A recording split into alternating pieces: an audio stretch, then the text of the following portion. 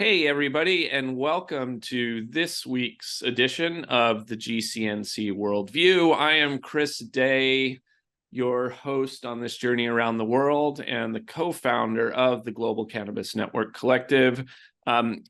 Super excited to actually be back in a regular cadence for season 3 of the Worldview. We took a months-long hiatus while we actually got out in the world checking out what's going on with different markets in South America and Europe.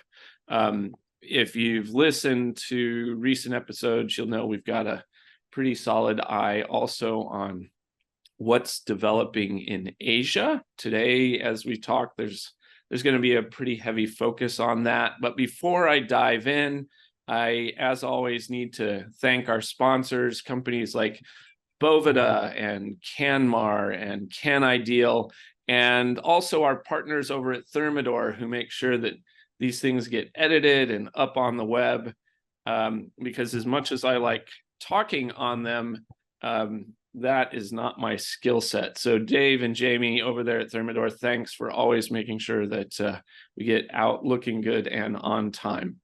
So another friend of the GCNC and somebody who is very active in cannabis markets around the world, Atiyyah Ferouz.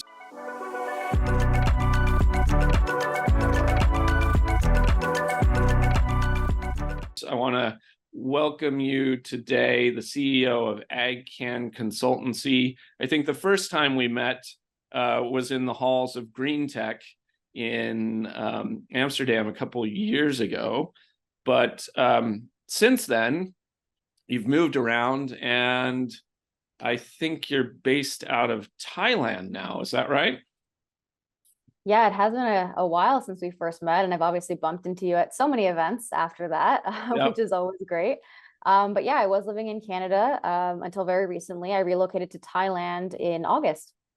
Well, congrats. That's always a fun journey, figuring out new visa requirements and business startup work.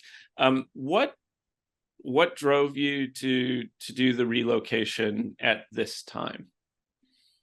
I had been to Thailand 5 years ago on a backpacking trip, and I really loved it. Like, I came immediately and said, this is such an amazing place, great culture, great food. And I remember coming back to Canada and saying, like, one day I'll live in Thailand. And I genuinely thought it would be when I was in my 50s or 60s, like retired.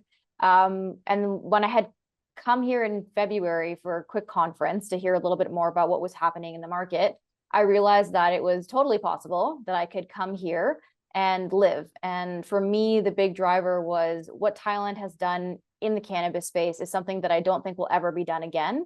The way that they legalize the product, the regulations and restrictions they have in place right now. And so I really wanted to come and witness what I consider a historic event in cannabis in person. That's awesome. I love the fact that these new markets provide all of these opportunities. And when I say new markets, everybody, I mean, sort of post-prohibition, cannabis has been part of the culture for thousands of years. And so it's only new in this sort of current iteration.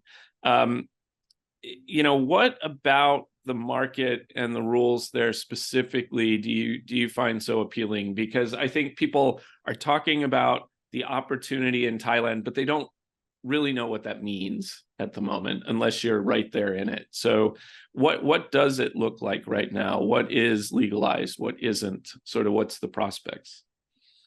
That was the driver for me as well. And that's also why I travel so extensively. I feel like unless you're in that market yourself, you can't rely on just the articles that you're seeing or the information that's being put out.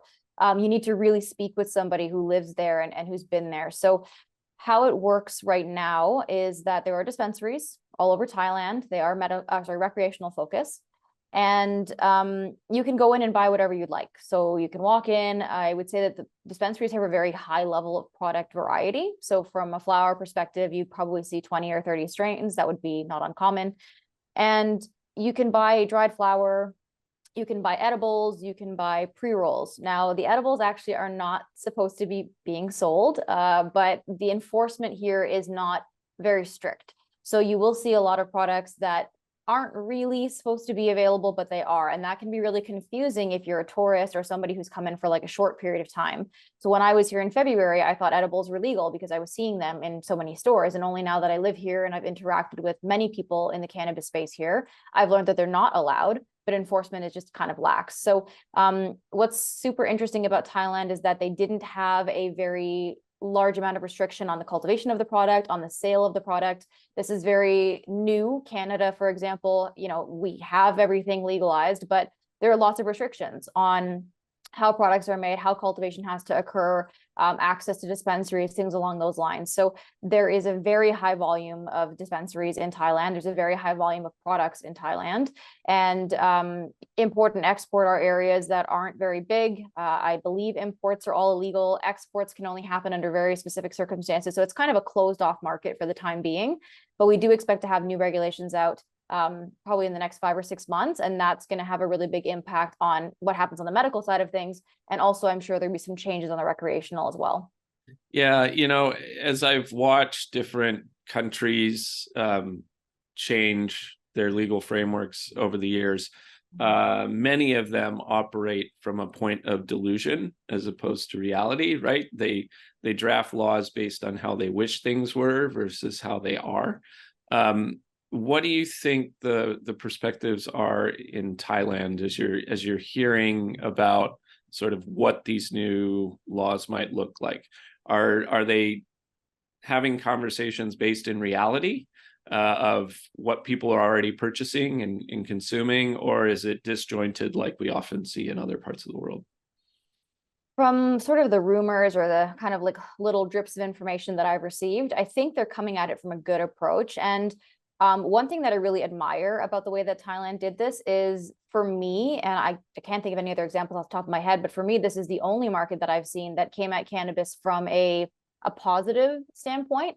We don't think it's that bad, so we're gonna, let it be, you're adults, go buy it if you want it and go ahead, right? So that's really different from what we see in so many other markets.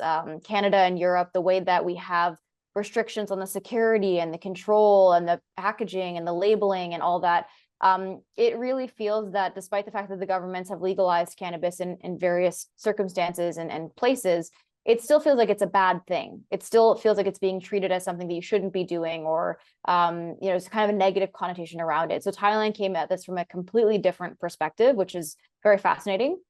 And now that it's been legal, it's just over a year now, they're looking at just kind of refining. So putting more quality restrictions in place, especially for medical products, which makes sense. Making sure access to children is something that's prohibited and maybe more enforced. We don't know for sure. We won't know for sure until the regulations actually come out. But from what I've seen so far, I think they're taking a different approach to it, which is great and very refreshing. And I'm excited to see what they're going to roll out. Yeah, me too. It's a market that I have yet to visit, but I want to. And, I'm generally a fan of letting adults make their own decisions. And I think, it's nice to see a government that acknowledges things need to be regulated and things need to be tracked, but they don't need to be the moral judge of all decisions ever that any individual may or may not make. So it is nice to see that. And I also think it hopefully is an indicator of future expansion in Asia. On a previous episode, I recently made the comment that for those in North America and South America and Europe who aren't paying attention to Asia, you're going to wake up someday and perhaps feel like this huge market just appeared, whereas it's really been there all along. So what do you think the prospects are, as you're looking at Thailand and the potential influence on other regions in Asia? I think that Thailand kind of being sort of like the guinea pig of cannabis in Asia. I don't think anyone's going to mimic the way that they did this last year, because there obviously are some concerns around kind of having, I don't want to say a free for all, but having a more lax regulatory framework around this product from a quality perspective, I would say. But I've heard Japan is looking at medical. There's other countries as well, like Sri Lanka, that might be looking at medical. And I think that was at least a really good kind of case study to sort of look and see what happened. What's always been really funny for me is that there are so many countries that are doing like pilot trials, or they're doing very small scale things. And I find it funny because you have Canada is basically what I consider like a case study of 30 million people that's been around for 5 years. But I think people are more likely to look to the countries that are located near them, that have cultural, the same kind of culture. And so Thailand might have been like this jumping off point for the rest of Asia, right? Because they've seen Canada do it, they've seen Europe do it, but now they have somebody located near them where they can go and see it for themselves, where they can kind of see the pros and cons of what they've done. And I think that just means that for me, I mean, one of the reasons why I relocated here, in the next 3 to 5 years, I just see a lot of markets in Asia coming online, and, kind of finding their seat in the global cannabis supply chain, because Asia, Thailand in particular, we have obviously a lot of benefits here with the climate. The cannabis has been grown in Thailand for centuries, so it's an area that this is a naturally occurring product. And that means that we're going to eventually see a lot of export, I think, coming out of Thailand to other regions. There's obviously a lower cost of labor here. There's a lot of sun here. So it's interesting for me because every single time a new region comes online, it rejigs the entire global supply chain and how people buy product and where they're sourcing it from. And is it biomass for extraction? Is it premium flower? Is it a finished product? So we're just going to see more and more of that as the rest of Asia comes online. And the fact that Asia is a huge manufacturing hub is something we all need to be very mindful of.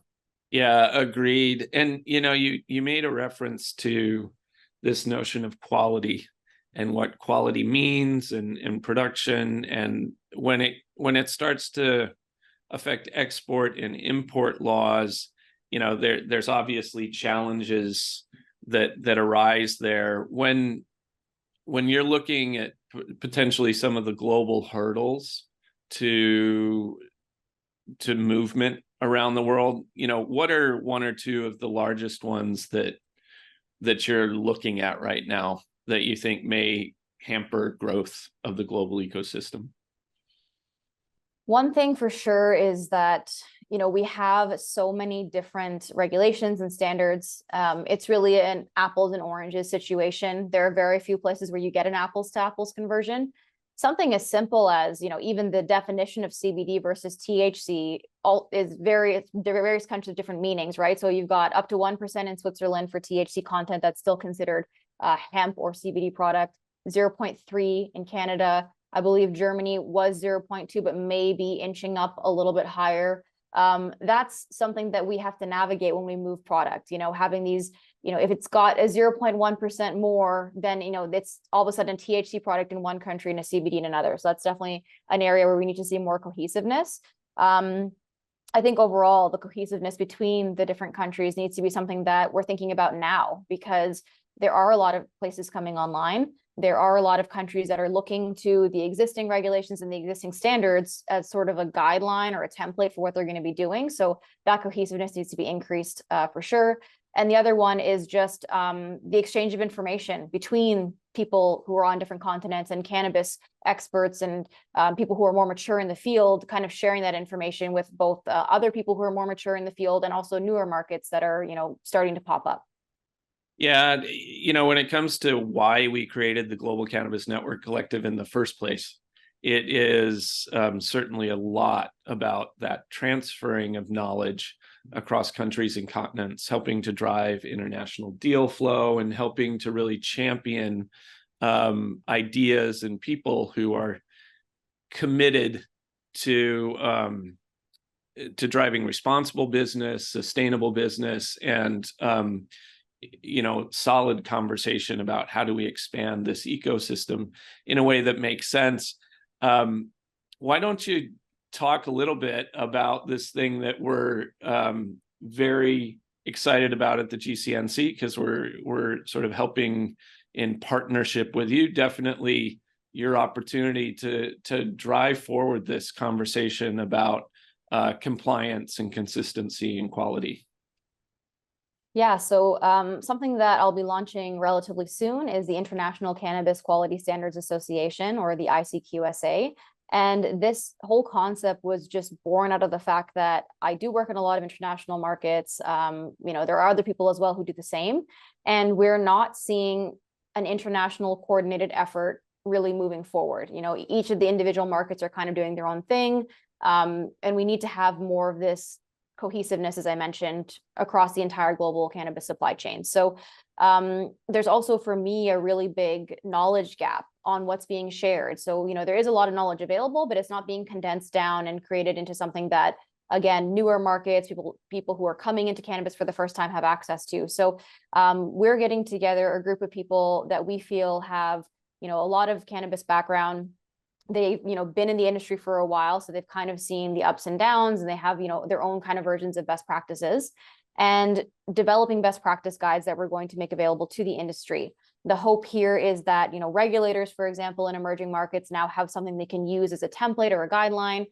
We've got people who are just coming into the market for the first time, maybe a cultivator, for example, is just interested in learning about what are sort of the best practices from the industry. So we are a rapidly expanding industry, and we need to be involved in the conversations regarding compliance and standard development and regulations down the line. So this is kind of the jumping off point for this. We're going to get together, we're going to have working groups, we're going to develop these best practice guides, and then down the line, looking at standard development and the contribution to what I want to say is a more qualified global supply chain for the cannabis industry. And we're super excited to have GCNC on board.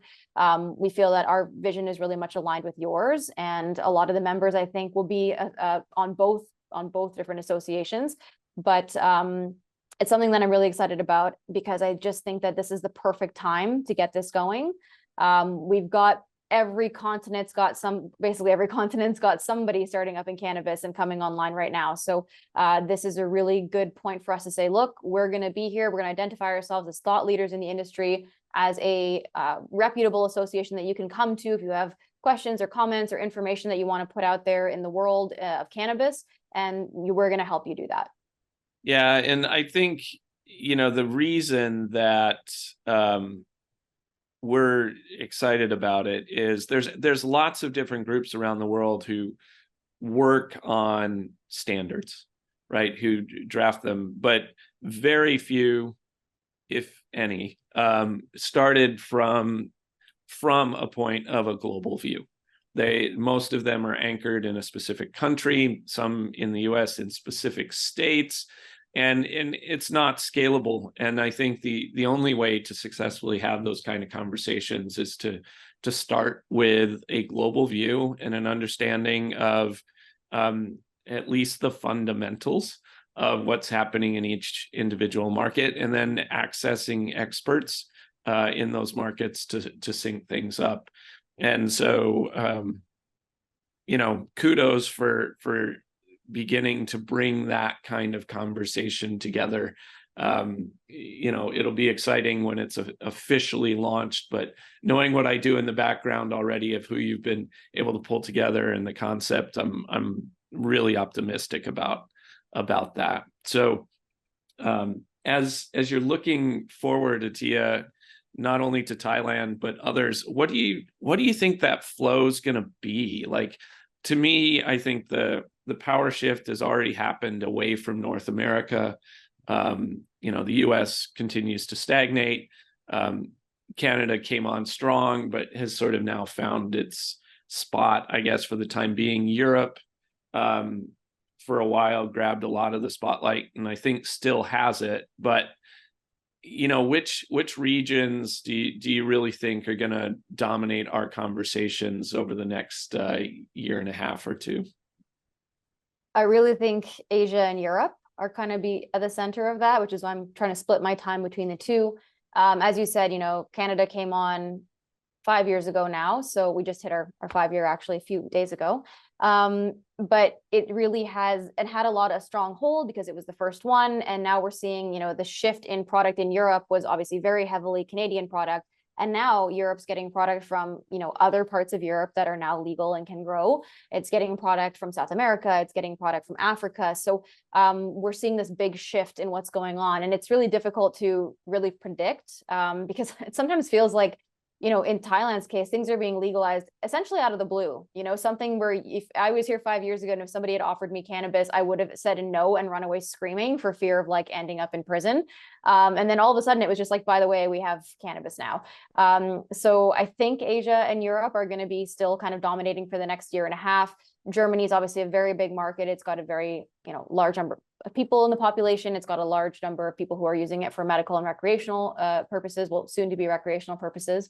And then Asia, of course, just has so much potential. There are so many countries here. There is a very, very large population in this area, which means there's a lot of potential consumers.